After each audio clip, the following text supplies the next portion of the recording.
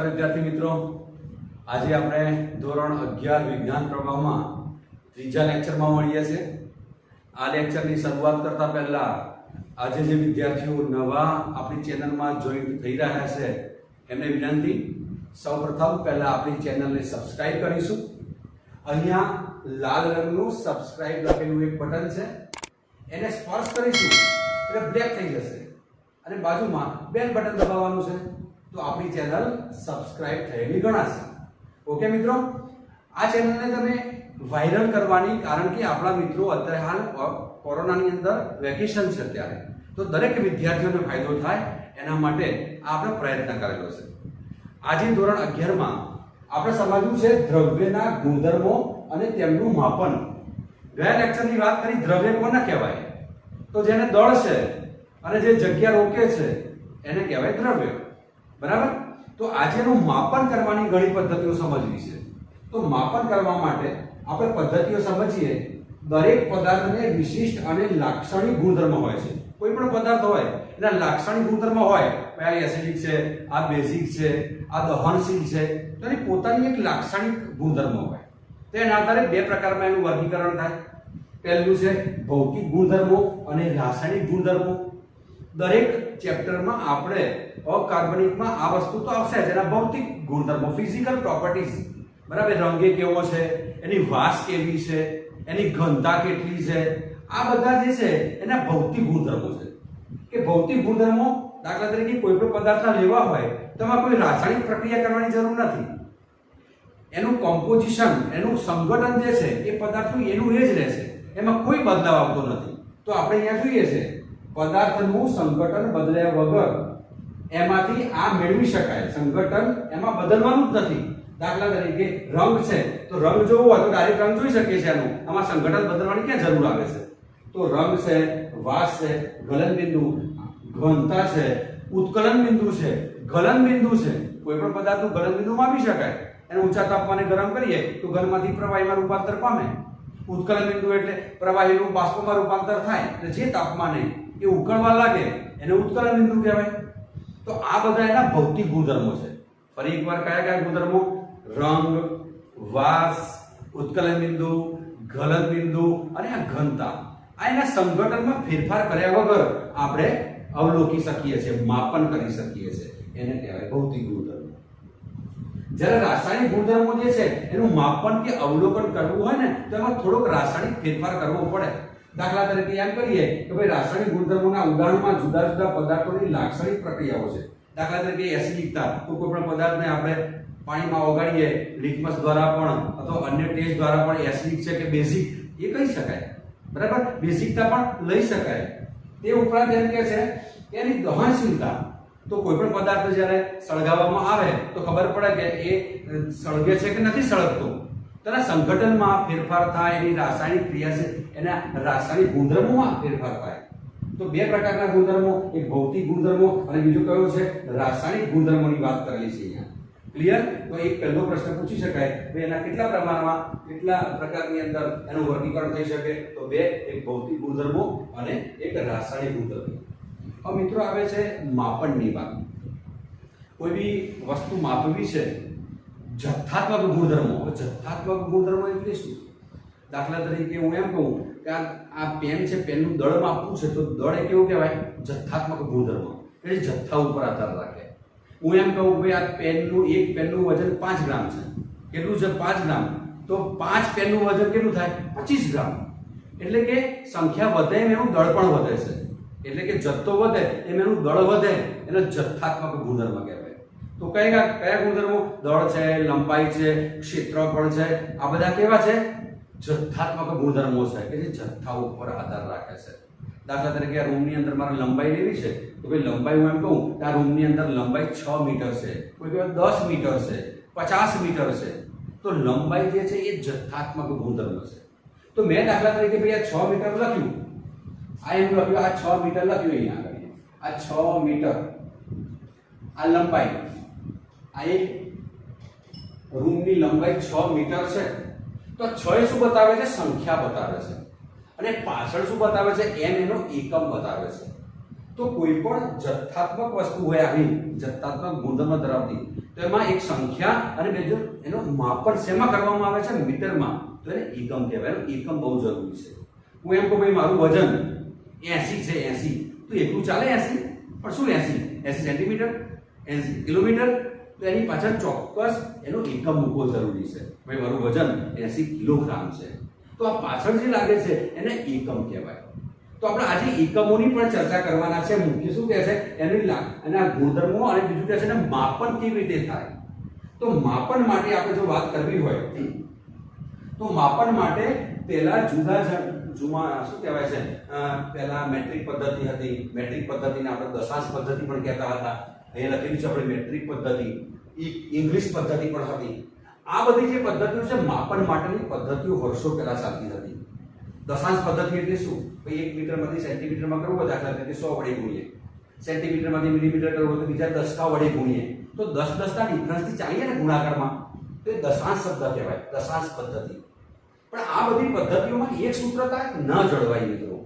દાખલા તરીકે આપણા ગામડામાં જતા તો પહેલા આજની તારીખમાં પણ વજન એટલે દળને કોઈ કે ભાઈ 500 ગ્રામ દૂધ આપણે 500 ગ્રામ કહીએ છીએ. અત્યારે પહેલા શેર શબ્દ વાપરતા. શું શબ્દ વાપરતા? ભાઈ મારે 1 શેર દૂધ જોઈએ છે, 5 શેર દૂધ જોઈએ છે.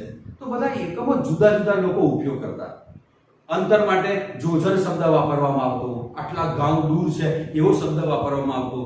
તો બધી એક સૂત્રતા ના જળવાય. કોઈ મીટરમાં માપે, કોઈ જોજનમાં માપે, કોઈ ગાઉમાં માપે, તો એક સૂત્રતા જળવાય નહીં. આથી એક સૂત્રતા નક્કી કરવા માટે એક આખી એસઆઈ યુનિટની રચના થઈ, જે 1960 ની અંદર અમલમાં આવી. એસઆઈ યુનિટ એટલે સિસ્ટમ ઓફ ઇન્ટરનેશનલ, કે આંતરરાષ્ટ્રીય ધોરણે એકમોની એક આંતરરાષ્ટ્રીય પદ્ધતિ કે જે એને કહે છે ઇન્ટરનેશનલ, શું કહે છે એને? International system of unit. આંતરરાષ્ટ્રીય ધોરણે દાખલા તરીકે અહીંયા હું લંબાઈનો એકમ જે છે અંતર છે, અંતર કહીએ છીએ આપણે અંતરનો એકમ લંબાઈ છે. તો લંબાઈ અહીંયા પણ મીટરમાં મપાય, અને અમેરિકામાં પણ મીટરમાં મપાય, અને લંડનમાં પણ મીટરમાં જ વપરાય. કારણ કે એક આખું યુનિયન બની ગયું.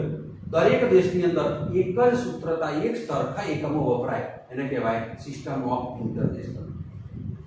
આખી હિસ્ટ્રી છે ભાઈ. સૌપ્રથમ ઇંગ્લિશ પદ્ધતિ આવી, મેટ્રિક પદ્ધતિ આવી, દશાંશ પદ્ધતિ કહેવામાં આવે છે. અને આ એકમો માટે એસઆઈ યુનિટની વાત કરી. આ જે છે ફ્રેન્ચ ભાષામાં એસઆઈ યુનિટ ફ્રેન્ચ ભાષામાં શું કહે છે સાંભળજો. સિસ્ટમ ઇન્ટરનેશનલ ડી યુનાઇટ્સ. એના વર્ડ્સ અલગ છે ફ્રેન્ચના. ડી યુનાઇટ્સ. આ બધી કેમ કહેવાય? વજન અને માપનની 11મી સામાન્ય સભા એ લોકોની જ્યારે અંદર થઈ ત્યારે નામ આપ્યું CGPM. શબ્દ સાંભળજો કારણ કે ફ્રેન્ચમાં છે language. CGPM conference general. DES એ ફ્રેન્ચ વર્ડ છે. POIDS પોઈન્ટ્સ એ પણ ફ્રેન્ચ વર્ડ છે. ફરીવાર કોન્ફરન્સ જનરલ DES પોઈન્ટ્સ એટ ET લખ્યો છે શબ્દ એને એટ મેજર એટલે કહેવામાં આવે CGPM કે જે ફ્રેન્ચની અંદર આ જે રચના થઈ એ ત્યાં થઈ. બરાબર. અને ત્યાર પછી એમ કે છે 1875 પેરિસની અંદર હસ્તાક્ષર થયેલી જે મીટર કન્વેન્શન તરીકે ઓળખવામાં આવે છે. મિત્રો આ બધી થોડી હિસ્ટ્રી છે કે એસઆઈ એકમો કેવી રીતે આવે. આપણે એટલું યાદ રાખવાનું છે કે એસઆઈ એકમોની અંદર મૂળભૂત 7 એકમો હોય છે. કેટલા એકમો હોય છે? 7 એકમો. તો આપણે ચર્ચા કરવાની છે એના મૂળભૂત એકમોની. તો હવે મુખ્ય પ્રશ્ન ઉપર આવીએ છીએ ભાઈ મૂળભૂત એકમો કયા કયા. તો હવે પ્રશ્ન આપણે શરૂઆત કરીએ છીએ મુખ્ય કે એસઆઈ યુનિટ જે છે સિસ્ટમ ઓફ ઇન્ટરનેશનલ, કે જે આંતરરાષ્ટ્રીય ધોરણે બધે જ એના એકમો સરખા હોય, એક સૂત્રતા જળવાય, એના માટે આ એક પદ્ધતિની રચના કરી જે ફ્રેન્ચની અંદર છે, પેરિસ. બરાબર. તો એની ચર્ચા આપણે કરીએ છીએ. એના આપણે 7 એકમો લઈએ છીએ, મેઇન 7 એકમો. એના મુખ્ય 7 એકમો છે એસઆઈ યુનિટના. જરા સમજી લઈએ. મૂળભૂત એકમો જે છે, મૂળભૂત એકમો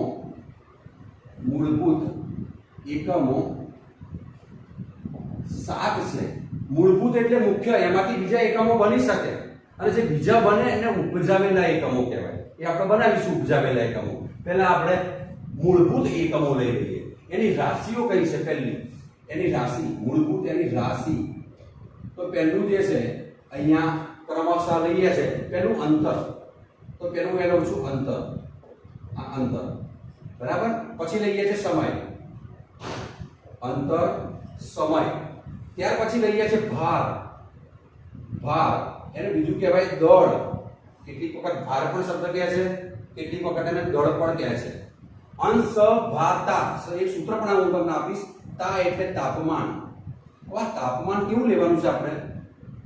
ઉષ્મા ગતિકીય તાપમાન. હવે આ કેવું વળી ઉષ્મા ગતિકીય તાપમાન? એ આપણે એની તાપમાનની ડેફિનેશન આપીશું. એ વખતે કહીશ કે ઉષ્મા ગતિકીય તાપમાન કોને કહેવાય? જે તાપમાને કોઈ પણ પદાર્થના અંદર અણુઓની ગતિ શૂન્ય એટલે કે મિનિમમ થઈ જાય, એકદમ ફ્રીઝ થઈ જાય, લોકો પછી ગતિ ના કરી શકે, એ તાપમાનને શું કહેવાય? ઉષ્મા ગતિકીય તાપમાન. એને નિરપેક્ષ કેલ્વિન તાપમાન પણ કહેવાય. એ આપણે એના એકમની અંદર ડેફિનેશનમાં સમજવાના છીએ. તો આવી ગયું. પછી આવે છે પદાર્થનો જથ્થો. પદાર્થનો જથ્થો એ શેમાં માપીએ છીએ? આપણે ગણીએ છીએ હમણાં પદાર્થનો જથ્થો. ત્યાર પછી આવે છે જ્યોતિ તીવ્રતા. હવે જ્યોતિ તીવ્રતા એનું બીજું નામ છે, અહીંયા આપણને આપ્યું છે પ્રદીપ્ત. પ્રદીપ્ત એટલે અજવાળું થવું, જ્યોતિ થવી, એને પ્રદીપ્ત શબ્દ પણ વાપરી શકાય છે. આ લખ્યું પ્રદીપ્ત તીવ્રતા. પ્રદીપ્ત તીવ્રતા. તીવ્રતા એટલે ઇન્ટેન્સિટી, લ્યુમિનસ ઇન્ટેન્સિટી. જ્યોતિ એટલે ચળકતું હોય, એ પણ પ્રયોગ દ્વારા બે એપ્લિકેશનમાં આપણે ડેફિનેશનમાં સમજવાના છીએ. આ પ્રદીપ્ત તીવ્રતા આવી ગઈ. અને છેલ્લું આવે છે વિદ્યુત પ્રવાહ. વિદ્યુત પ્રવાહ. આટલા જે છે મૂળભૂત એકમો છે.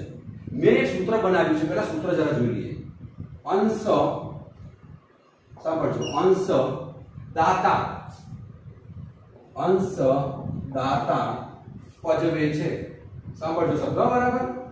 અંશ દાતા પજવે છે. આટલું જ યાદ રાખવાનું, એટલે સાથે સાત મૂળભૂત એકમો આપણને યાદ આવી જાય. બરાબર. અંશ દાતા, દાતા કહો તો ભાતા કહો, બંનેમાંથી દાતા શબ્દ રાખીએ. અંશ દાતા પજવે છે. જોઈએ હવે. અ એટલે અંતર, પહેલું આવી ગયું. અ એટલે અંતર, પહેલું આવી ગયું. અ એટલે અંતર. ચલો, સ એટલે સમય. અ એટલે અંતર, સ એટલે સમય. દ એટલે દળ, દ એટલે દળ. ત એટલે તાપમાન, ત એટલે તાપમાન. અંશ દાતા, અંતર, સમય, દળ, તાપમાન. પજવે છે, પ એટલે પદાર્થનો જથ્થો, પદાર્થનો જથ્થો. ક્લિયર? અને ત્યાર પછી આવે છે જ, જ એટલે જ્યોતિ તીવ્રતા. જ્યોતિ તીવ્રતાનું બીજું નામ આપીશું અહીંયા પ્રદીપ્ત તીવ્રતા. એટલું ધ્યાનમાં રાખજો ખાસ. જ્યોતિ તીવ્રતા. અને વ એટલે વીજ પ્રવાહ અથવા વિદ્યુત પ્રવાહ. વ એટલે વિદ્યુત પ્રવાહ. આ સાત મૂળભૂત એકમો છે મિત્રો. 11 વિજ્ઞાન પ્રવાહ આપણા કેમિસ્ટ્રીમાં અભ્યાસ કરી રહ્યા છે. કેટલાક એકમો એવા આવશે કે જે કેમિસ્ટ્રીમાં આવશે અને ફિઝિક્સમાં પણ આવશે. આ મેઝરમેન્ટ તમારે આવે છે ફિઝિક્સમાં પણ. એટલે જો આ લેક્ચર તમે બરાબર પચાવ્યું હશે તો તમારે ફિઝિક્સમાં વાંધો નહીં આવે. અર્ધસૂચક સંખ્યાઓ જો તમે આમાં બરાબર તૈયાર કરી હશે તો એ જ વસ્તુ શેમાં આવશે? ફિઝિક્સમાં પણ આવવાનું છે. તો આ ચેપ્ટર લગભગ અમુક ટોપિકો કેવા છે? કોમન છે. તો યાદ રાખજો સૂત્ર. અંશ દાતા પજવે છે. અ એટલે અંતર, સ એટલે સમય, દ એટલે દળ, ત એટલે તાપમાન. અંશ દાતા પજવે છે. પ એટલે પદાર્થનો જથ્થો, જ એટલે જ્યોતિ તીવ્રતા એટલે પ્રદીપ્ત તીવ્રતા, અને વ એટલે વીજ પ્રવાહ. તો આ પ્રમાણે પહેલા સૂત્ર લખી દરેક આ એકમો લખવાનો ઘરે પ્રયત્ન કરવાનો. બધાને આવડી જશે. હવે આપણે એની રાશિઓ જોઈ લઈએ, એની સંજ્ઞાઓ જોઈ લઈએ. એની સંજ્ઞાઓ શું છે જરા જોઈએ. પહેલી બાબત આવે છે, આપણે અંતર જે છે, અંતર એ લંબાઈમાં માપીએ છીએ. એ લંબાઈ પણ લખેલું હશે. આ લંબાઈ, અંતર શેમાં લખેલું હોય? લંબાઈની અંદર. તો રાશિની સંજ્ઞા શું થાય? રાશિની સંજ્ઞા અહીંયા, રાશિની સંજ્ઞા લંબાઈને આપણે L વડે દર્શાવીએ છીએ. શેના વડે દર્શાવીએ છીએ? L વડે. ચલો, સમય, સમય તો આપણને ખબર છે, સેકન્ડ.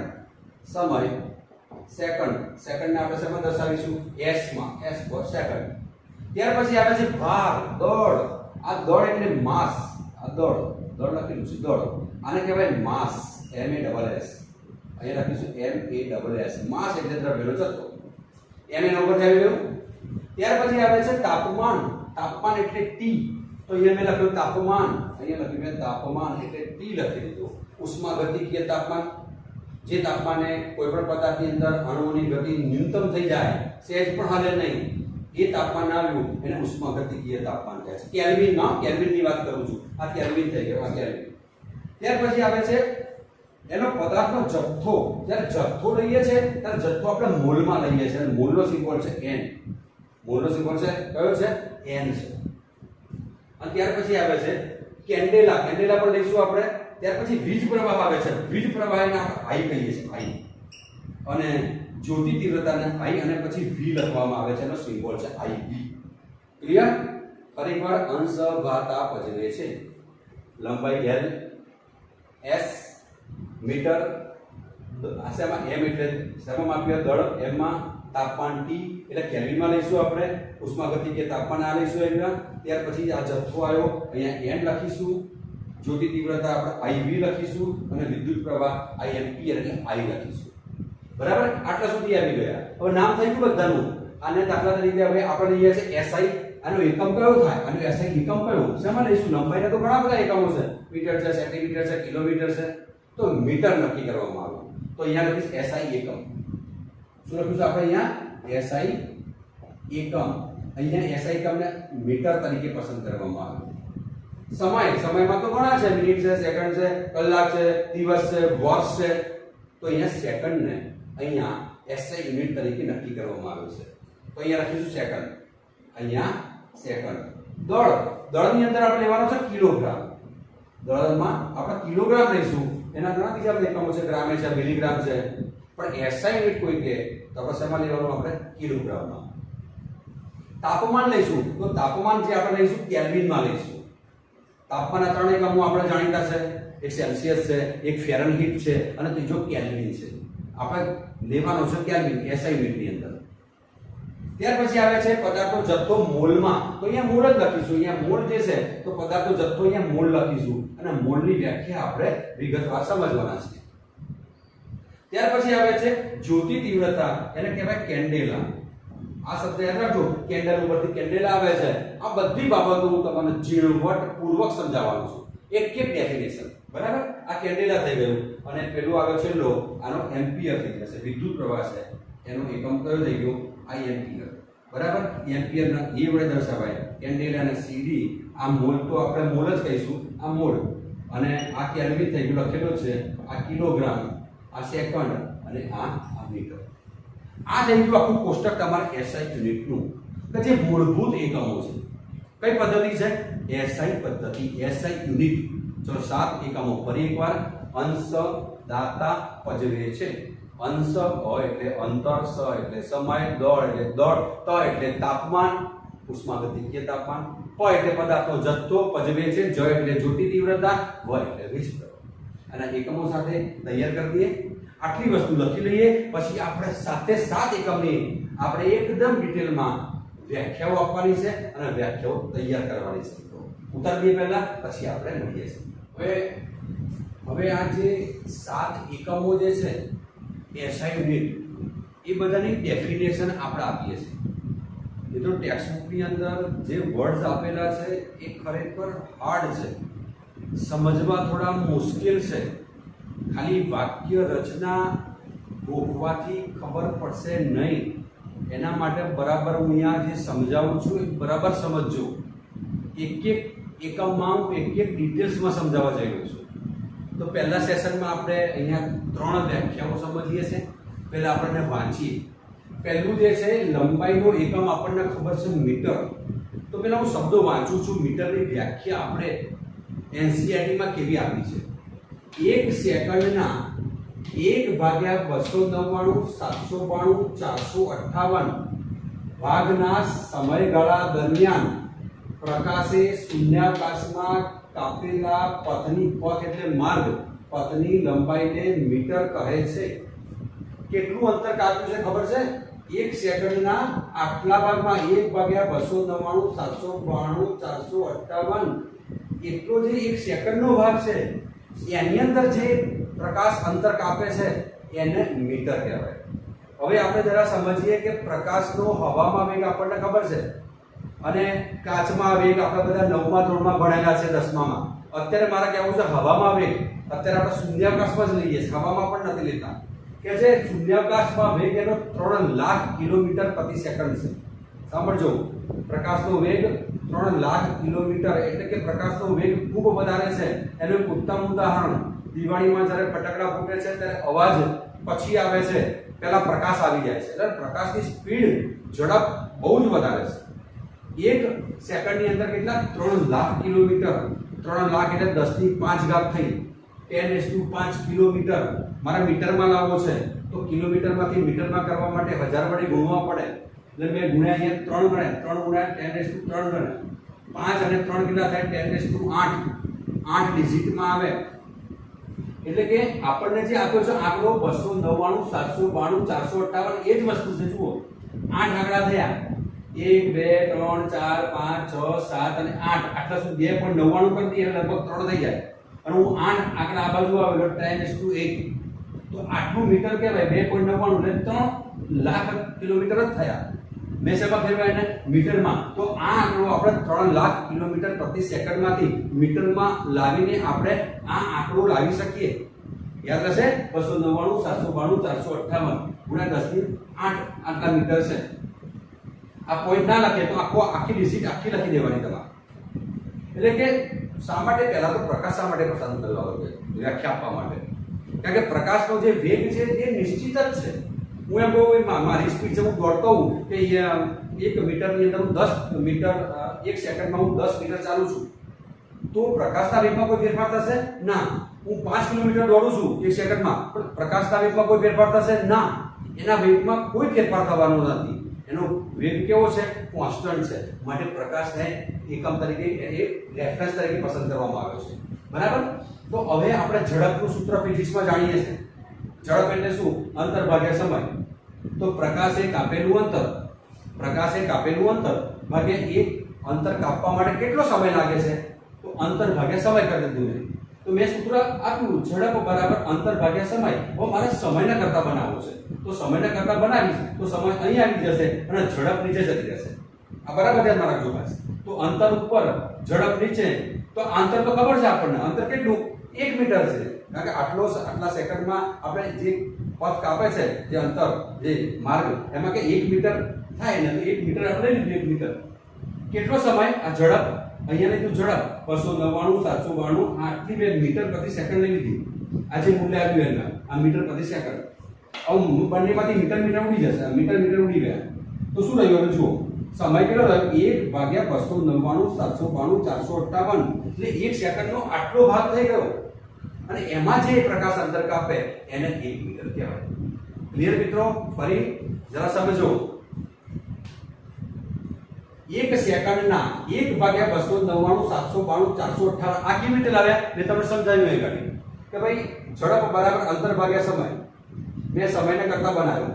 સમય એટલે સેકન્ડને કરતા બનાવ્યો. અંતર ભાગ્યા ઝડપ. અંતર ખબર છે 1 મીટર આપણે કહીએ છીએ 1 મીટર. ઝડપ તો ઝડપ કેટલી જાય છે? 299 792 458 ની કિંમત મૂકી દીધી. એ શું છે? મીટર પ્રતિ સેકન્ડ છે. મીટર ઉડી ગયા. સેકન્ડ ઉપર જતો રહ્યો એટલે કે 1/299 આટલા સેકન્ડ કહેવાય. આ સેકન્ડ ઉપર જતો રહે એટલે આટલા સેકન્ડ કહેવાય. તો આટલા સેકન્ડમાં કેટલું અંતર કાપ્યું? અને 1 મીટર અંતર કાપ્યું. માટે આ એની ડેફિનેશન થઈ ગઈ. તો મિત્રો બરાબર શબ્દો આ પ્રમાણે આપણે પરીક્ષામાં લખવા પડે અને સમજવું આ પ્રમાણે પડે. ક્લિયર? તો પહેલું જરા હું એને આ ડિલીટ કરી દઉં છું. આટલું નોંધી લેજો. બરાબર. હવે હું લખું છું બીજી બાબત એકદમ ઈઝી છે. આ બીજી વ્યાખ્યા એના કરતા ઘણી બધી ઈઝી છે.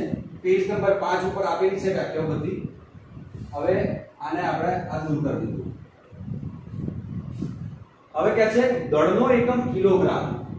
એની વ્યાખ્યા બરાબર વાંચીએ. દળનો એકમ કિલોગ્રામ છે. 1 કિલોગ્રામના આંતરરાષ્ટ્રીય આદિરૂપ. આ શબ્દ નવો છે આપણા માટે. આદિરૂપ એટલે કે છે પ્રોટોટાઇપ. એ શું છે? એક દળનો એકમ કિલોગ્રામ છે. 1 કિલોગ્રામના આંતરરાષ્ટ્રીય આદિરૂપ જે હોય એનું વજન એને 1 કિલોગ્રામ કહેવાય. તો પ્રશ્ન એ થાય કે આ પ્રોટોટાઇપ એ શું છે? મિત્રો તો ફ્રેન્ચની અંદર જે મેઝરમેન્ટ માટેની જે લેબ છે, મેઝરમેન્ટ માટે ફ્રેન્ચ, બરાબર, એ મેઝરમેન્ટ લેબની અંદર એક નળાકાર બનાવેલો છે. એ નળાકાર જે છે એ અત્યારે હાલ પેરિસમાં છે. નળાકાર છે. આ નળાકાર છે. આ નળાકાર એ મિશ્ર ધાતુ છે. કોની પ્લેટિનમ. સાંભળજો, પ્લેટિનમ. આ પીટી પ્લેટિનમ ધાતુ છે. પ્લેટિનમ વત્તા ઇરિડિયમ, આ બે ધાતુઓની બનેલી મિશ્ર ધાતુ છે. પ્લેટિનમ અને બીજું છે ઇરિડિયમ. આ બે ધાતુઓમાંથી બનેલી મિશ્ર ધાતુઓનો એક નળાકાર બનાવેલો છે. અને નળાકારનું જે વજન છે ને એને એ લોકોએ 1 કિલોગ્રામ સ્વીકારેલું છે, એડોપ્ટ કરેલું છે. 1967 ની અંદર જ્યારે પદ્ધતિ બની ને એ વખતે એને એડોપ્ટ કર્યું છે. એટલે એના શબ્દ વાપરવામાં આવે છે આદિરૂપ પ્રોટોટાઇપ. કયો પ્રોટોટાઇપ? તો પ્લેટિનમ વત્તા ઇરિડિયમ ધાતુમાંથી બનેલી જે મિશ્ર ધાતુનો નળાકાર છે એનું વજન આપણે સ્વીકાર્યું છે 1 કિલોગ્રામ. બરાબર છે. તો બીજી વ્યાખ્યા એકદમ ઈઝી છે. હવે ત્રીજી વ્યાખ્યા જરા સમજવા માટે એના માટે થોડું બરાબર આપણે પરિશ્રમ કરવો પડશે. ત્રીજી વ્યાખ્યા જે છે એ સેકન્ડની છે. આ એકદમ ઈઝી હતી આપણા માટે. આ હવે ત્રીજી વ્યાખ્યા લઈએ છીએ એ બરાબર સમજીશું. આ વ્યાખ્યા સમયનો એકમ સેકન્ડ છે. હવે આ સેકન્ડ જે છે એ સમજવા માટે જરા શબ્દો જોઈએ. 1 સેકન્ડ સીઝિયમ 133, એટલે આમે તત્વ લખ્યું સીઝિયમ 133 એનો પરમાણુ ભાર છે. આપણે એટમ પરમાણુ સોરી ચેપ્ટર 2 માં બધું ડિટેલમાં આવશે. સીઝિયમ 133 પરમાણુની ધરાવસ્થાના બે અતિ સૂક્ષ્મ સ્તરો વચ્ચે થતી સંક્રાંતિના અનુવર્તી વિકિરણના 91, 92, 63, 70, 70 આવર્તોના સમયગાળો છે. એક અક્ષર પણ ખબર પડે એવી નથી આ વ્યાખ્યામાં, પણ આપણે એને બરાબર જરા ડિટેલમાં સમજીએ છીએ. 11મા વિદ્યાર્થીઓ, થોડા તમે લોકો નવા છો, ચિંતા ના કરતા. થોડોક 12માનો બેઝ પણ લેવો પડે, તો 11માના ચેપ્ટર 2 નો પણ મારે બેઝ લેવો પડશે. એટલે ચિંતા ના કરતા, તમારે જ્યારે ચેપ્ટર 2 ચાલશે એટલે બધું આવડી જવાનું છે. બરાબર. તો પહેલી બાબત આવે છે સીઝિયમ. સીઝિયમ એક પ્રથમ સમૂહ તત્વ છે. પ્રથમમાં lithium, sodium, potassium, rubidium, caesium અને ફ્રાન્સિયમ. આ પ્રથમ સમૂહનું તત્વ જે છે એ સીઝિયમ પસંદ કર્યું છે. અને શા માટે પસંદ કર્યું છે એ પણ કહીશ તમને. આ સીઝિયમ લીધું. આનો પરમાણુ ક્રમાંક જે છે ને એ 55 છે. કેટલો છે? 55. પરમાણુ ક્રમાંક 55 છે. એનો મતલબ એની અંદર 55 પ્રોટોન છે ને 55 ઇલેક્ટ્રોન છે. આપણે કન્સિડર કરવું છે 55 ઇલેક્ટ્રોન. હવે કોઈ પણ દાખલા તરીકે કોઈ પણ આનો પરમાણુ ક્રમાંક 3 છે. 3 ના 8 11, 11 ના 8 19, 19 ના 8 37 અને 37 માં 18 ઉમેરે તો 55 થઈ જાય. હું એક રચના તમને લખીને બતાવું, કોઈ પણ ઇલેક્ટ્રોન રચના કે જે ચેપ્ટર 2 માં આવવાની છે. એટલે ગભરાતા નહીં તમે. આ લિથિયમ પરમાણુ ક્રમાંક 3, તમે 9મા ધોરણમાં આવી વ્યાખ્યા સમજ્યા. 2 અને 1 આ પ્રથમ કક્ષા, આ બીજી કક્ષા. તમે આવું ભણ્યા હતા. પહેલી કક્ષામાં 2, પછી 8, 8, 2, 8, 8, 18, 18 આ બધી આવી કક્ષાઓ તમે ધોરણ 9 ની અંદર ભણ્યા છો. બરાબર. પણ આપણે જે આ લેવાના છે એ કક્ષકો 1s2, 2s2 એની પણ થોડી ચર્ચા કરીશું. આ 2 અને 1 છે, સાંભળજો. તો આ લિથિયમની જે રચના છે, આ લિથિયમની રચના, ત્યાર પછી લખી મેં સોડિયમની રચના લખી છે. સોડિયમ આ 11, સાંભળજો હવે 2, 8, 1. બરાબર છે. તો આ એની ધોરા અવસ્થાની ઇલેક્ટ્રોન રચના કહેવાય મિત્રો. અહીંયા લખ્યું છે પરમાણુની ધોરા અવસ્થા. તો આ ઇલેક્ટ્રોન રચના છે એ ધોરા અવસ્થા. બીજું શબ્દ છે ભૂમિ અવસ્થા. શબ્દો બરાબર સમજી લેજો. ત્રીજો શબ્દ છે ground state. Ground state electron configuration. આ 3 શબ્દો વારંવાર આવે. કઈ આવે? પેલું ધરા. ધરા એટલે પૃથ્વી નીચેનો ભાગ. ધરાવસ્થા. બીજું ભૂમિ પણ એને કહેવાય. અને ત્રીજી બાબત જે છે કે અંગ્રેજીમાં કહે છે ગ્રાઉન્ડ સ્ટેટ. આનો મતલબ શું? કોઈ પણ પરમાણુ હોય ને એમાં કુદરતી જે ઉર્જા હોય, કુદરતમાં રહેલી, કારણ કે હું અહીંયા ઊભો છું તો મારામાં જે ઉર્જા કુદરતે આપેલી છે મને એ ધરાવસ્થા. મને કોઈ ધક્કો મારે છે, મારામાં જે ઉર્જા આવી એ ઉત્તેજિત અવસ્થા થઈ ગઈ. સાંભળજો બરાબર. નેચરલ કોઈ પણ તત્વ હોય એની અંદર જે કઈ એની ઇલેક્ટ્રોનની ઉર્જા હોય ને એને ધરા અવસ્થા કહેવાય. આ શબ્દ છે એની ગ્રાઉન્ડ સ્ટેટ અવસ્થા. બરાબર. તેની 2 અવસ્થાઓ જાણીતી છે. એક ધરા અવસ્થા. મેં તમને ધરા અવસ્થામાં ક્લિયર કરી દીધું ધરાવસ્થા કોને કહેવાય. કોઈ પણ તત્વની અંદર નેચરલી જે ઊર્જા હોય, કુદરતી જે ઊર્જા હોય અને એ જે અવસ્થા હોય ઇલેક્ટ્રોનની એને ધરાવસ્થા કહે છે. તો મેં અહીંયા લખ્યા બે અવસ્થાઓ લખી. કઈ કઈ અવસ્થાઓ લખી બરાબર સમજજો. આ લખી મેં એક ધરાવસ્થા, આ ધરાવસ્થા. એમાં એની ઊર્જા નેચરલી ફિક્સ જ હોય છે. કુદરતી ઊર્જા આ નિશ્ચિત હોય છે, બરાબર. એના ઉપર આવી ઉત્તેજિત અવસ્થા અને એક્સાઇટેડ સ્ટેટ કહેવાય. આ ઉત્તેજિત અવસ્થા એને અંગ્રેજીમાં કહેવાય એક્સાઇટેડ સ્ટેટ. કેવી રીતે આવે? આને કઈ ઊર્જા આપવી પડે, એમને ના આવે. એને હીટ આપો, લાઇટ આપો, એટલે કોઈ પણ એને ઊર્જા આપો ને, આ હીટ આપીએ આપણે, તો એ કઈ અવસ્થામાં આવે? ઉત્તેજિત અવસ્થામાં. તો ત્યાં તો ઉત્તેજિત અવસ્થા આવે એટલે પાછા એના જુદા જુદા પ્રકારના લેવલો હોય. પાછા અહીંયા તો એક જ ફિક્સ લેવલ હતું. હવે ઉત્તેજિત અવસ્થા આવા લેવલો હોય. તો આ ઉત્તેજિત અવસ્થા આના બધા જુદા જુદા લેવલો હોય. થોડા બારીક લેવલો પણ હોય. આપણે કોઈ પણ બે લેયર પસંદ કરવા છે કે બે ધરાવસ્થામાંથી ઉત્તેજિત અવસ્થા પહોંચ્યું તો બે લેયર લીધા મેં. આ બે લેયર લીધા, આ બે લેયર સાંભળજો. હવે ઉત્તેજિત અવસ્થામાં એના બે લેવલ લીધા. હવે એમ કહે છે કે જ્યારે કોઈ પણ આ પરમાણુ છે સિસ્ટમનો ધરાવસ્થામાંથી ઉત્તેજિત અવસ્થામાં પહોંચે છે એટલે પાછો ઉત્તેજિત અવસ્થામાંથી ધરાવસ્થામાં આવવા માટે પ્રયત્ન કરે. કોઈ પણ વ્યક્તિ ઉત્તેજિત અવસ્થામાં લાંબો સમય ટકી શકે નહીં એટલે પાછું શું કરે? એ પોતાની અવસ્થામાં આવવા પ્રયત્ન કરે. દાખલા તરીકે આપણે 10મામાં કદાચ ઓછા ટકા આવ્યા હોય, ગણિતમાં કદાચ પેપર ભારે હતું ને ઓછા માર્ક આવ્યા હોય તો ઘરે પપ્પા આપણને બોલે. પપ્પા બોલે એટલે થોડીક વાર આપણે એવું એક્સાઇટ થઈ જાય, એકદમ ગરમ થઈ જાય આપણા ઉપર. એમની વધારાની ઊર્જા આવી જાય એમનામાં. પછી એ ઊર્જા કાયમી રહે? એ ગુસ્સો કાયમી રહેવાનો એમનામાં? 1 કલાક રહે, 2 કલાક રહે, આખું વર્ષ રહે ના. તે ઉત્તેજિત અવસ્થામાંથી પાછું કઈ જગ્યાએ આવવાનો? મૂળ અવસ્થા ધરાવસ્થામાં આવે. તો એ વખતે જે એને શોષિત ઊર્જા એનું શું કરશે? ઉત્સર્જન કરશે, રેડિયેશન કરશે. એ ફેંકી દેશે ઊર્જા. અને કયા સ્વરૂપમાં ફેંકશે? કાં તો એ પ્રકાશ સ્વરૂપમાં ફેંકે, કાં તો વિકિરણ કે વેવ આમ તરંગ સ્વરૂપમાં ફેંકશે. એ ઊર્જાને શું કરશે? ફેંકી દેશે. એટલે આ જે સીઝિયમ પરમાણુના એટમ હતા એ વાઇબ્રેટ કરશે, તરંગ, એ રેડિયેશન કરશે ને એટલે તરંગો ઉત્પન્ન થશે. આ શબ્દ વાપરે છે આવર્તો.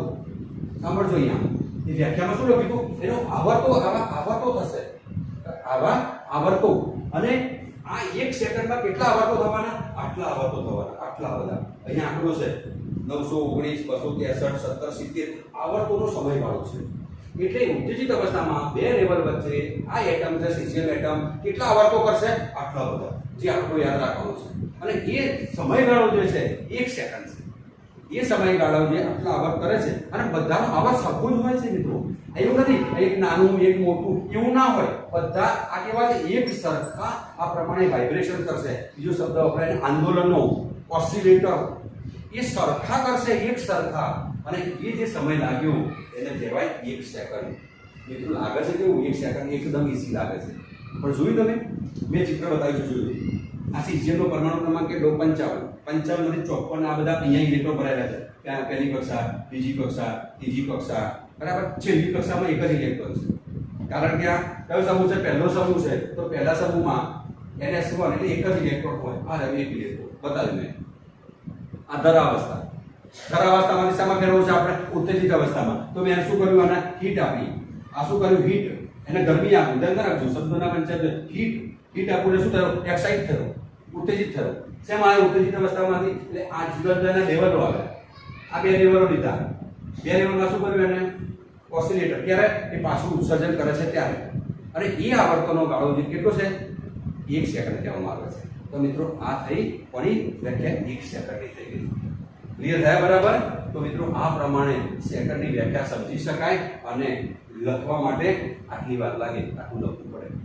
પ્રકાશનું બરાબર સમજી લેજો. પ્રકાશની અંદર 1 જે આંકડો આપ્યો તો એ આંકડો યાદ રાખવાનો છે. 299 700 આઈ નો વાસ્તવમાં 3 લાખ કિલોમીટરમાં મીટરમાં કરી દો. બરાબર. 1 ભાગ્યા આટલા કરી દો. આ જે સમયગાળા દરમિયાન કેટલું પ્રકાશ કેટલું અંતર કાપશે? 1 જ મીટર. એટલે કહેવાય મીટર. કિલોગ્રામ તો એકદમ ઈઝી. કિલોગ્રામમાં શું કરવાનું? નળાકાર લેવાનો. કોનો? પ્લેટિનમ અને ઇરિડિયમનો. કોણે બનાવ્યું છે? પેરિસ ફ્રાન્સની અંદર બનાવેલી છે. ત્યાં મૂકેલો છે. એનું જે દળ 1 કિલોગ્રામ સ્વીકારવામાં આવ્યું છે. મિત્રો આટલું જરા નોંધી લો. ત્યાર પછી હજી આપણી પાસે કેટલી બાકી છે? 4 ડેફિનેશન બાકી છે. આટલું ઉતારી દઈએ પહેલા પછી મિત્રો હવે બાકીની જે વ્યાખ્યાઓ સમજીએ છે એ પહેલા જે આપણે હાલ વાત કરી હતી કે શા માટે સિઝિયમ લેવામાં આવે છે તો સિઝિયમની અંદર જે આંદોલન થયા ને એ બધા એક સરખા છે જ્યારે બીજા બધા તત્વોની અંદર એવા સરખા જોવા નહોતા મળતા માટે સિઝિયમને પસંદ કરવામાં આવ્યું હતું બરાબર હવે આજે આપણે બીજી એક હાલ જ વ્યાખ્યા લઈએ છે ઉષ્માગતિકીય તાપમાન એક કેલ્વિન છે એનો એકમ શબ્દ બરાબર ધ્યાન રાખીશું ઉષ્માગતિકીય એટલે શું થર્મોડાયનેમિકલી કોઈ પણ અણુ હોય ને કોઈ પણ પદાર્થ હોય પદાર્થની અંદર અણુઓ હોય અણુઓ સતત મોશન કરતા હોય ગતિશીલ હોય પરંતુ એક એવા તાપમાને કે પદાર્થના અણુઓની ગતિ બિલકુલ ન્યૂનતમ થઈ જાય ખતમ થઈ જાય ખલાસ થઈ જાય એ અણુઓ ગતિ કરતા અટકી જાય અને એ વખતે જે તાપમાન આવે એને કહીએ છીએ ઉષ્માગતિકીય તાપમાન ખ્યાલ આવ્યો બધાને ઉષ્માગતિકીય તાપમાન એટલે એ વખતે એ તાપમાન કેટલું હોય છે -273.15 એને કહેવામાં આવે છે શૂન્ય કેલ્વિન એને નિરપેક્ષ શૂન્ય તાપમાન પણ કહેવામાં આવે એબ્સોલ્યુટ ઝીરો શબ્દ બરાબર ધ્યાન રાખજો જે તાપમાને કોઈ પણ પદાર્થમાં અણુઓની ગતિ ન્યૂનતમ થઈ જાય ઓછામાં ઓછી થઈ જાય એટલે એ લોકો સ્થાયી થઈ જાય એટલે ઠંડામાં ઠંડુ એ ટેમ્પરેચર કહી શકાય એનાથી વધુ ઠંડુ ના થઈ શકે એને કહેવાય કેલ્વિન બરાબર તો અહીંયા જે શબ્દ વાપરેલો છે એ ઉષ્માગતિકીય તાપમાનનો એકમ કેલ્વિન કે જે પાણીના હવે આ એક શબ્દ ઉષ્માગતિકીય તાપમાન મેં તમને સમજૂતી આપી દીધી આની અંદર બે અગત્યના કીવર્ડ્સ છે એક ઉષ્માગતિકીય તાપમાન કે જેને આપણે નિરપેક્ષ શૂન્ય કેલ્વિન તાપમાન કહીએ છીએ એક એબ્સોલ્યુટ ઝીરો કહીએ છીએ બીજો એક અગત્યનો શબ્દ આવે છે મેં લાલ રંગમાં અંડરલાઈન કરેલી છે એક શબ્દ સમજી લીધો બીજો કે છે કે જે પાણીના ત્રિબિંદુ ટ્રિપલ પોઈન્ટ કહેવાય ઇંગ્લિશમાં એને ના ઉષ્માગતિકીય તાપમાનનો 1/273.16મો ભાગ છે હવે એક નવો શબ્દ આપણી પાસે આવ્યો પાણીનું ત્રિબિંદુ કોને કહેવાય એને કહેવાય ટ્રિપલ પોઈન્ટ કોને કહેવાય તો આપણે જાણીએ છીએ કે પાણીની ભૌતિક અવસ્થાઓ ત્રણ છે એક ઘન પ્રવાહી અને વાયુ ત્રણેય એક સાથે ઉદ્ભવે જે તાપમાને ત્રણેય વસ્તુ એક સાથે ઉદ્ભવે ઘન પ્રવાહી અને વાયુ અને એ વખતે જે તાપમાન હોય એને કહેવામાં આવે છે ત્રિબિંદુ કયું કે છે ત્રિબિંદુ અને એ તાપમાન છે 0.01 સેલ્સિયસ પ્રાયોગિક રીતે નક્કી કરેલું છે દાખલા તરીકે તમારે બીકર લેવાનું પાત્ર લેવાનું પાત્રમાં પાણી લો એની અંદર બરફનો ટુકડો નાખી દો થોડો સમય એને શેકિંગ હલાવી દો એ બરફના ટુકડાને પાણીમાં તો કેટલીક વખત બરફ ઉપરથી આજુબાજુમાંથી થોડીક વરાળ આપણને દેખાશે ઉત્પન્ન થતી એનો મતલબ પાણી એટલે ભૌતિક અવસ્થા પ્રવાહી તો આવી ગઈ આ વાદળી રંગનો છે બરફ એટલે ઘન અવસ્થા છે અને ત્રીજી બાબત આ લાલ રંગ બતાવ્યું છે વાયુ અવસ્થા પણ દેખાય છે ત્રણ પોઈન્ટ થયા ઘન પ્રવાહી અને વાયુ અને એ વખતે જે તાપમાન હોય ત્રિબિંદુનું એને ત્રિબિંદુ કેટલું છે 0. પાણીનું ત્રિબિંદુ કેટલું છે 0.01 સેલ્સિયસ છે બરાબર હવે સેલ્સિયસ જો કેલ્વિનમાં ફેરવવું હોય તો આપણે જાણીએ છીએ 9માં પણ ભણેલા છે 11માં પણ આવવાનું છે સેલ્સિયસને કેલ્વિનમાં ફેરવવું હોય તેની અંદર 273.15 ઉમેર દેવા પડે તો આ પાણીનું ત્રિબિંદુ કેટલું હતું મિત્રો 0.01 સેલ્સિયસ હતું તો મેં કેલ્વિનમાં ફેરવવું છે તો કેલ્વિનનું સૂત્ર સેલ્સિયસ વત્તા 273.15 એટલે મેં હતા સેલ્સિયસ કેટલા લખ્યા પાણીનું ત્રિબિંદુ કેટલું લખ્યું બસ 0.01 સેલ્સિયસ 273.15 એટલે મને કેટલું મળ્યું 273.16 કેલ્વિન મળી ગયું ધ્યાનમાં રાખજો 16 આવે એ ત્રિબિંદુ આવે છે ટોટલ આ કેલ્વિનમાં 0.01 વત્તા 273.15 આ જે મળ્યું 273.16 કેલ્વિન જે મળ્યું હવે એને તમારે શું કરવાનું ભાગ પાડી લેવાના આ પાણીનું દાખલા તરીકે 0.01 એ પાણી ત્રિબિંદુ હતું બરાબર અને સેલ્સિયસમાં કેટલું થયું 273.16 થયું હવે આ જે છે આ જેવું બતાવ્યું આના ટૂંકમાં તમારે 273.16 ટુકડા કરી દેવાના પાણીના ત્રિબિંદુના કેટલા ભાગ કરવાના 273.16 આમ 1 2 3 4 એવા ભાગ કરી દો તો એક ભાગનું જે મૂલ્ય થાય એક ટુકડાનું મૂલ્ય થાય કોઈ પણ એક ટુકડાનું મૂલ્ય એને કહેવાય 1 કેલ્વિન તમે વિચારો વ્યાખ્યા ક્યાંથી ગયા શબ્દ એને ત્રણ જ છે આ એની વ્યાખ્યા ઉષ્માગતિકીય તાપમાનનો એકમ કેલ્વિન કે જે પાણીના ત્રિબિંદુના ઉષ્માગતિકીય તાપમાનનો 1/273.16મો ભાગ છે એટલે આપણે શોધ્યું ખરો 273.16 તે બિંદુની અંદર 273.15 ઉમેરી દીધા, એના કેટલા ભાગ કરવાના હતા મારા? 273.16, એટલે 1 ભાગ્યા 273.16 ભાગ થાય, અને એ જે બન્યો એને કહેવાય 1 કેલ્વિન. તો મિત્રો આ વ્યાખ્યા એને કહેવાય. બરાબર? તો એ લખેલું છે, વધારાનું પાછું પણ મેં લખેલું હશે. આ 0.01 સેલ્સિયસ નું 1 ભાગ્યા 273.16 જે ભાગ થયો એને કહેવામાં આવે છે 1 કેલ્વિન. તો આ મિત્રો થઈ કેલ્વિનની વ્યાખ્યા. લાગે સરળ આ 3 શબ્દો, પણ એમાં 2 અગત્યના પોઈન્ટ તમે યાદ રાખજો: ઉષ્માગતિકીય તાપમાન અને આ ત્રિબિંદુ એના કીવર્ડ્સ છે, અને એના ઉપરથી આપણે આ વ્યાખ્યા એકદમ સમજી ગયા. ઓકે, હવે આપણે આગળ સમજીએ છીએ બીજી ડેફિનેશન. બીજી ડેફિનેશનની અંદર આપણે લઈએ છીએ આના પછી એમ્પિયર લેવો છે. એમ્પિયરની વાત આવે એટલે વીજ પ્રવાહ સાથે સંબંધ છે એનો વિદ્યુત પ્રવાહ, એનો એકમ છે વિદ્યુત પ્રવાહ. એ એમ્પિયર એ વિદ્યુત પ્રવાહનો એકમ છે. જરા આટલું જરા ઇરેઝ કરી દઈએ આપણે.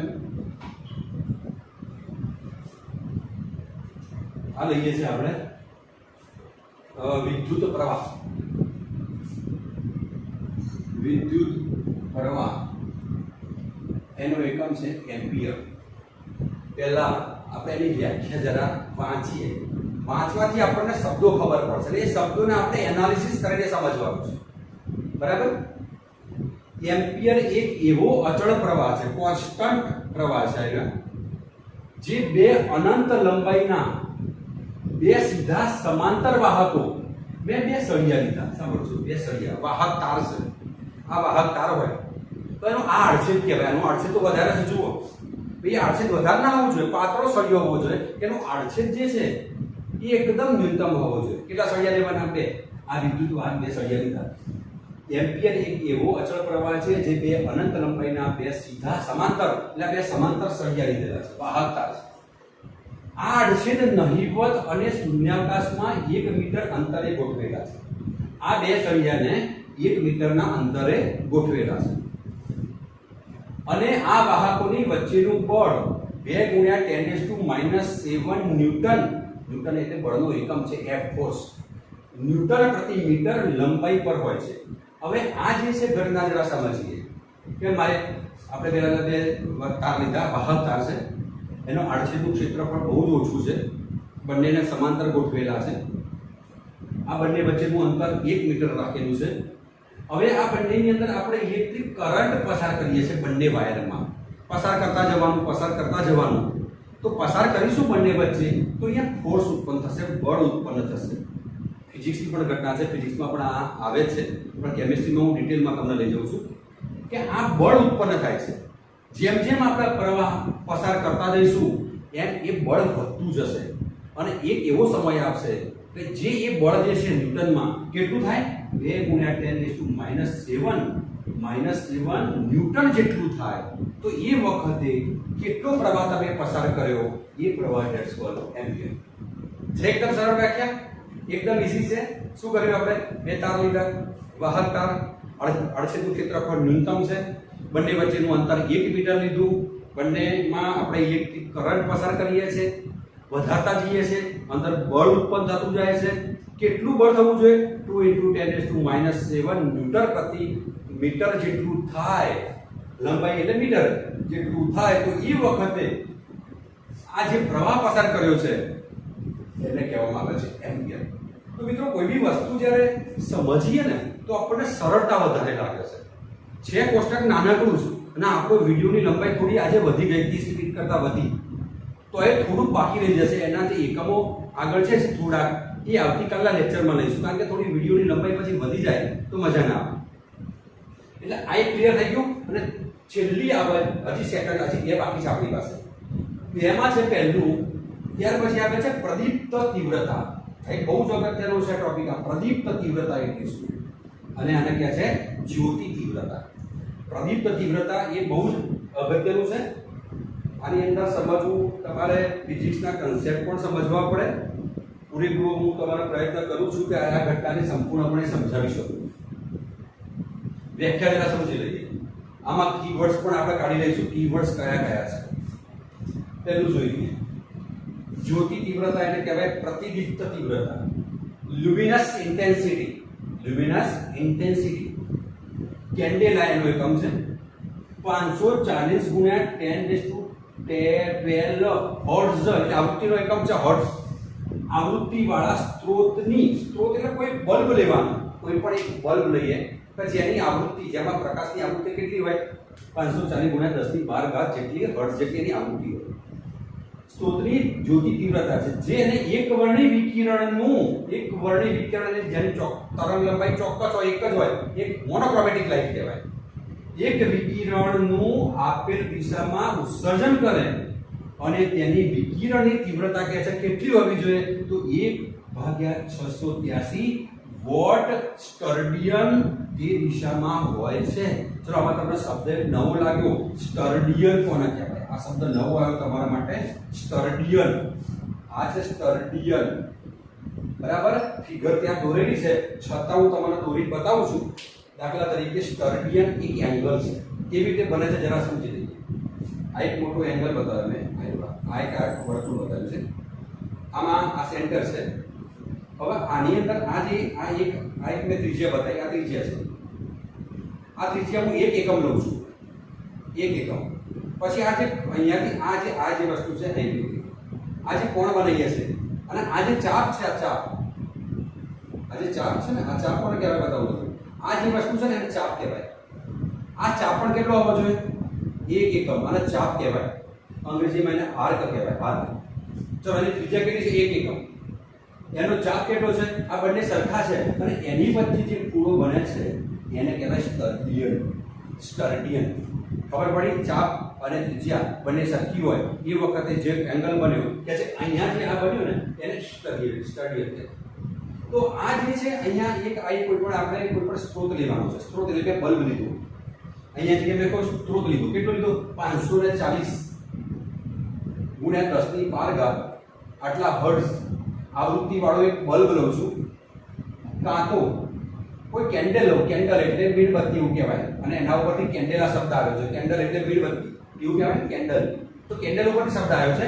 કેન્ડલ એટલે એક પ્રકાશનું એક બિંદુ, એમાંથી પ્રકાશ ઉત્પન્ન થાય છે કેન્ડલમાં. તો એની આવૃત્તિ આટલી હોવી જરૂરી છે. એ જો અહીંયા લેવામાં આવે આ સ્ત્રોત, તો શું થશે? હવે એ સ્ત્રોત અહીંયા મૂકીશું ને તો એ પ્રકાશનું ઉત્સર્જન કરશે.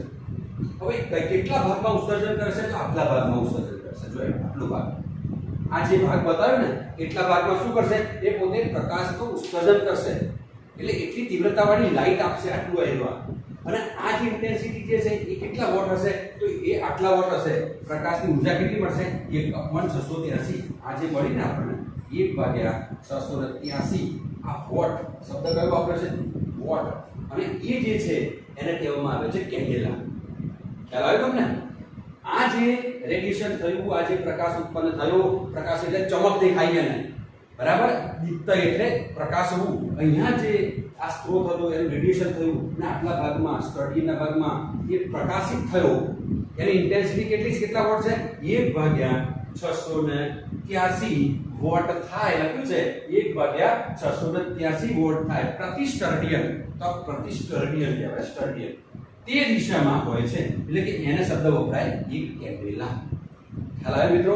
બે શબ્દો બહુ જ અગત્યના આની અંદર આવ્યા. સ્ટર્ડિયન, ધ્યાન રાખજો, સ્ટર્ડિયન અને કેન્ડેલા. સ્ત્રોત કેવો લેવાનો છે? કેન્ડલ અથવા કોઈ બલ્બ લેવાનો છે ચોક્કસ આવૃત્તિ વાળો. આવૃત્તિ કેટલી છે? 540 ગુણ્યા 10⁻12 હર્ટ્ઝ. આની અંદર એક પ્રકાશ ઉત્પન્ન કરશે, રેડિયેશન થશે, આટલું ભાગ પ્રકાશિત દેખાશે અને એની જે વોટ છે 1/683. એકદમ સરળ વ્યાખ્યા છે, પરંતુ આ શબ્દો સીધા આપેલા છે એટલે વિદ્યાર્થી ડાયરેક્ટ સમજી ના શકે. એટલા માટે ડિટેલમાં આજનો વિડીયો થોડો 10 મિનિટ લેન્થ એની વધી છે, પણ તમારા મગજમાં આ ખ્યાલો એકદમ ક્લિયર થઈ જશે. બરાબર. હવે બધા જ આવી ગયા, એમ્પિયર આવી ગયો, આપણ આવી ગયો અને છેલ્લો બાકી રહ્યો મોલ. અને મોલ તો એકદમ ઈઝી છે, 9મા 10મામાં પણ મોલ સમજેલા છે. તો છેલ્લો સમજીએ આપણે મોલ લઈએ. લાસ્ટ જે છે એ મોલ લઈએ છે. તો મોલ એ શું છે? તો મોલની બાબત આખી મૂળ સંકલ્પના એક ટૂંકનો આવવાની છે. આના પછી એમાં આપણે ડિટેલ્સમાં લેવાના જ છીએ. મૂળ સંકલ્પના એ પહેલા આની અંદર જે આવતા પદો જે છે એ જરા સમજી લો. મૂળ કોને કહીશું? તો મૂળ જે છે આ મૂળ પદાર્થનો જથ્થો જે છે એ આપણે મોલમાં આપીએ છીએ. n બરાબર મોલ. તો આની ડેફિનેશન આપવા માટે તમારે કાર્બનના 2 સમજતાની છે. એક C12 અને બીજો C40. અહીંયા કાર્બન 12 સમસ્થાનિક લેવામાં આવે છે. શું લેવામાં આવે છે? કાર્બન 12 સમસ્થાનિક લીધો. કેટલા ગ્રામ લીધો? 12 ગ્રામ. આમે 12 ગ્રામ સમસ્થાનિક લીધો. પણ હમણાં જ હાલ વાત કરી કે દળ જે છે, દળનો SI એકમ કયો છે મિત્રો? કિલોગ્રામ છે.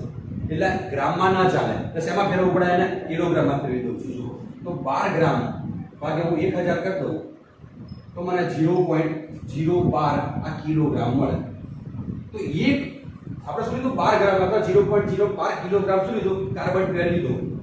એ પદાર્થને તમારે શું કરવાનું? એકદમ ટુકડા કરી નાખવાના, નાના નાના, તો પીસી નાખવાનો એ કાર્બન 12.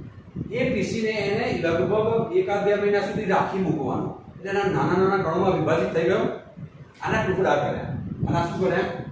આ ટુકડા કરી નાખ્યા. ટુકડા કર્યા પછી એની અંદર નાના નાના નાના નાના એના પરમાણુઓ મળ્યા. ટોટલ પરમાણુઓનો જથ્થો મળ્યો. અને આ જથ્થો જ્યારે ગણ્યો ત્યારે 6.022 ગુણ્યા 1023 જેટલો હતો. કેટલા એટમ્સ હતા કાર્બન 12 ના? એટમ એટલે પરમાણુ. કેટલા ગણતરી કેટલા કરી? 6.022 ગુણ્યા 1023 જેટલા મળ્યા. આને કહેવામાં આવે છે મોલ. એટલે માટે આપણે 1 મોલ બરાબર એનો એવોગાડ્રો અંક લઈએ છીએ. એટલા માટે નક્કી કર્યો છે એનો એવોગાડ્રો અંક Na બરાબર આપણે આ મૂલ્ય લીધું 1023. મિત્રો આ થઈ ગયું મોલની વાત. પણ એ તમારે નિર્દેશ કરવો પડે આ પ્રાઇમરી સ્પીસીઝ માટે છે. એક નવો શબ્દ એની અંદર વ્યાખ્યામાં આપ્યો. વ્યાખ્યા હું લખતો નથી, બરાબર? પેજ નંબર 5 પરથી વ્યાખ્યા મોલની જરા જોઈ લેજો, આપણી આવી છે કે તમારે પ્રાઇમરી સ્પીસીઝ બતાવવી પડે. તો પ્રાઇમરી સ્પીસીઝ કોને કહેવાય? પ્રાઇમરી સ્પીસીઝ એ કોના માટે વપરાય છે? તો અણુ, પરમાણુ, આયન, ઇલેક્ટ્રોન, પ્રોટોન, ન્યુટ્રોન જેવા સૂક્ષ્મ કણો જે છે એને પ્રાઇમરી સ્પીસીઝ કહેવાય. મારે એમ કહેવું છે મારી પાસે 1 મોલ ઇલેક્ટ્રોન છે. શું કહેવું છે? મારી પાસે 1 મોલ ઇલેક્ટ્રોન છે. તો શું કરીશ ખબર છે? આવું લખીશ ભાઈ 1 મોલ ઇલેક્ટ્રોન છે.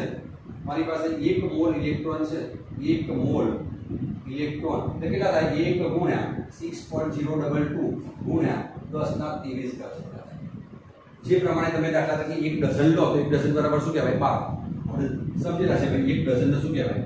1 ડઝન બરાબર 12 નંગ થાય. બરાબર? પતંગ લેવા જાવ છો ઉત્તરાયણ ઉપર તો તમે 1 કોડી કહો છો. 1 કોડી તો કેટલા પતંગ આવે? 20 નંગ. બરાબર? પછી 1 ગ્રોસ આવે છે. 1 ગ્રોસ તો કહે છે 12 ડઝન થાય. 12 ડઝન એટલે 1 ગ્રોસ કહેવાય. અને 1 ડઝન બરાબર 12 એટલે ટોટલ નંગ કેટલા થાય? 144. તો આ બધા સંખ્યા બતાવે છે. ડઝન 12, કોડી 20, ગ્રોસ 12 ડઝન 12 ગુણ્યા 12 144. તો એક મોલ શું બતાવે છે? અણુ, પરમાણુ, આયન, ઇલેક્ટ્રોન જેવા પ્રાઇમરી સ્પીસીઝની સંખ્યા બતાવે છે. કોઈ 1 ડઝન કેળા ખવાય? આ 1 ડઝન ભાઈ કેળા ખાઈ જાય, કોઈ પણ વેચી શકાય. તો હું કોઈ વાર 1 મોલ કેળા ખવડાવવા છે, ખાઈ શકે 1 મોલ? 1 મોલ એટલે કેટલા થાય? ગણો તો ખરા બાપા. 6.022 ના 1023 ટ્રકોની ટ્રકો ભરાઈ જાય.